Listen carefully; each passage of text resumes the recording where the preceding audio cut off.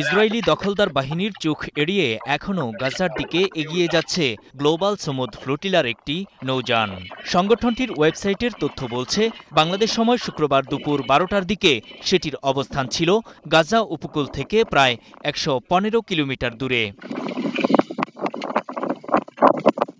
এর আগে গত মধ্যরাতের দিকে নৌযানটির অবস্থান ছিল গাজা উপকূল থেকে প্রায় 150 কিলোমিটার দূরে। এই বহরেরই 44 জাহাজের মধ্যে 43টি ইসরায়েলি দখলদার বাহিনী আটক করেছে। সে সময় গাজার পাশে দাঁড়ানো নানা পেশার বিশিষ্টজনদের দিকে এভাবেই বন্দুক তাক করে তারা। এরপর একে একে জাহাজ ও আরোহীদের ধরে নিয়ে যায় ইসরায়েলের আশদুদ বন্দরে। সেখান থেকে তাদের নেওয়া হয় প্রিজন বাসে করে হাই সিকিউরিটি কারাগারে। গ্লোবাল সমুদ ফ্লোটিলার এই বহর গত 31 আগস্ট যাত্রা করেছিল স্পেনের বার্সেলোনা থেকে।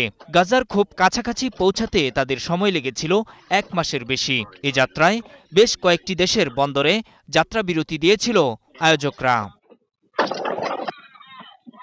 বৃহস্পতিবার গ্লোবাল সমুদ ফ্লোটিলা কর্তৃপক্ষ জানায়, তাদের বহর থেকে 47 দেশের 443 জন স্বেচ্ছাসেবীকে আটক করে নিয়ে গেছে ইসরায়েল।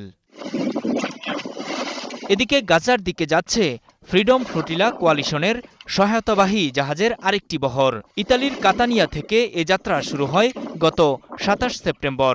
এরই মধ্যে গাজার কাছাকাছি পৌঁছেছে নৌবহরটি। তবে এসব বোটও আটক করতে পারে ইসরায়েলি বাহিনী। নূর মোহাম্মদ, স্টার নিউজ।